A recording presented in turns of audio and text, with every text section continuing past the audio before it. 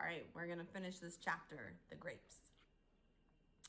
Tea was ready in Papa's study, and so was Abuelita. Come, mi nieta, my granddaughter, said Abuelita, holding up yarn and crochet hooks. I am starting a new blanket and will teach you the zigzag. Esperanza's grandmother, whom everyone called Abuelita, lived with them and was a smaller, older, more wrinkled version of Mama. She looked very distinguished, wearing a respectable black dress, the same gold loops she wore in her ears every day, and her white hair pulled back into a bun at the nape of her neck. But Esperanza loved her more for her capricious ways than for her propriety. Abuelita might host a group of ladies for a formal tea in the afternoon. Then after they were gone, be found wandering barefoot in the grapes with a book in her hand, quoting poetry to the birds. Although some things were always the same with Abuelita, a lace-edged handkerchief peeking out from beneath the sleeve of her dress, others were surprising. A flower in her hair, a beautiful stone in her pocket, or a philosophical saying salted into her conversation. When Abuelita walked into a room, everyone scrambled to make her comfortable. Even Papa would give up his chair for her. Esperanza complained, "Must we always crochet to take our minds off worry?" She sat next to her grandmother anyway, smelling her ever-present aroma of garlic, face powder, and peppermint. "What happened to your finger?" asked Abuelita. "A big thorn," said Esperanza. Abuelita nodded and said thoughtfully, "No hay rosa sin espinas. There is no rose without thorns."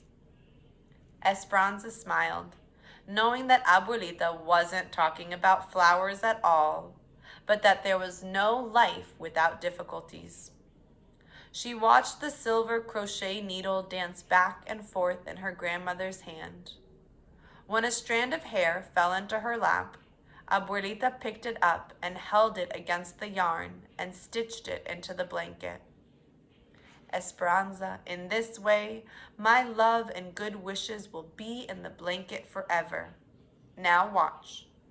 10 stitches up to the top of the mountain, add 1 stitch. 9 stitches down to the bottom of the valley, skip 1. Esperanza picked up her own crochet needle and copied Abuelita's movements, and then looked at her own crocheting. The tops of her mountains were lopsided, and the bottoms of her valleys were all bunched up. Abuelita smiled, reached over, and pulled the yarn, unraveling all of Esperanza's rows. "Do not be afraid to start over," she said. Esperanza sighed and began again with 10 stitches. Softly humming, Hortensia, the housekeeper, came in with a plate of small sandwiches. She offered one to Mama. "No, thank you," said Mama. Hortensia set the tray down and brought a shawl and wrapped it protectively around Mama's shoulders. Esperanza couldn't remember a time when Hortensia had not taken care of them.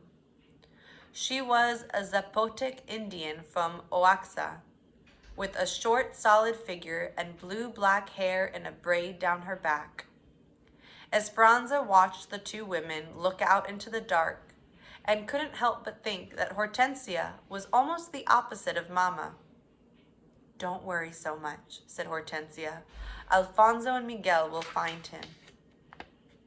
Alfonso, Hortensia's husband, was El Jefe, the boss of all the field workers, and Papa's compañero, his close friend and companion. He had the same dark skin and small stature as Hortensia, and Esperanza thought his round eyes, long eyelids, and droopy mustache made him look like a forlorn puppy. He was anything but sad, though. He loved the land as Papa did, and it had been the two of them, working side by side, who had resurrected the neglected rose garden that had been in the family for generations. Alfonso's brother worked in the United States, so Alfonso always talked about going there someday, but he stayed in Mexico because of his attachment to Papa and El Rancho de las Rosas. Miguel was Alfonso and Hortensia's son, and he and Esperanza had played together since they were babies. At 16, he was already taller than both of his parents. He had their dark skin and Alfonso's big sleepy eyes and thick eyebrows that Esperanza always thought would grow into one. It was true that he knew the farthest reaches of the ranch better than anyone. Since Miguel was a young boy, Papa had taken him to parts of the property that even Esperanza and Mama had never seen. When she was younger, Esperanza used to complain, "Why does he always get to go and not me?"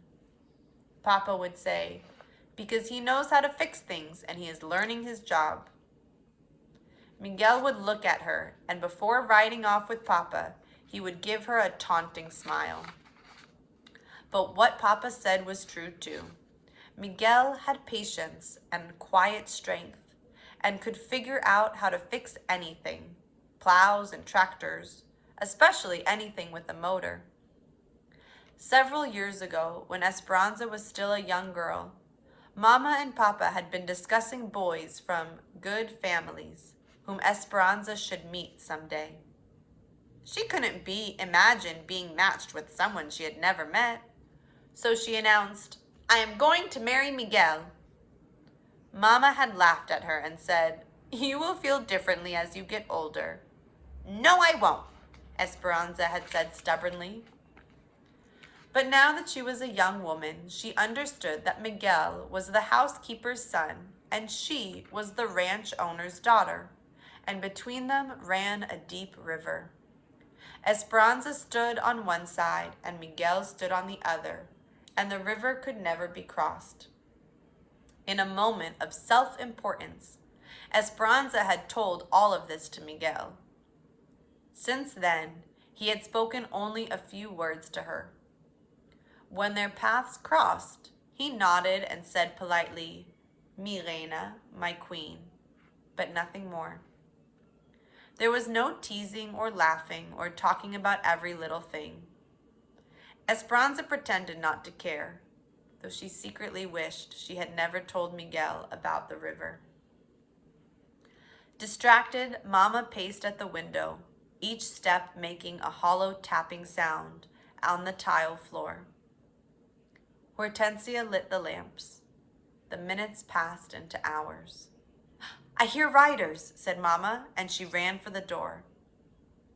But it was only Tio Luis and Tio Marco, Papa's older stepbrothers. Tio Luis was the bank president, and Tio Marco was the mayor of the town. Esperanza didn't care how important they were because she did not like them. They were serious and gloomy and always held their chins too high.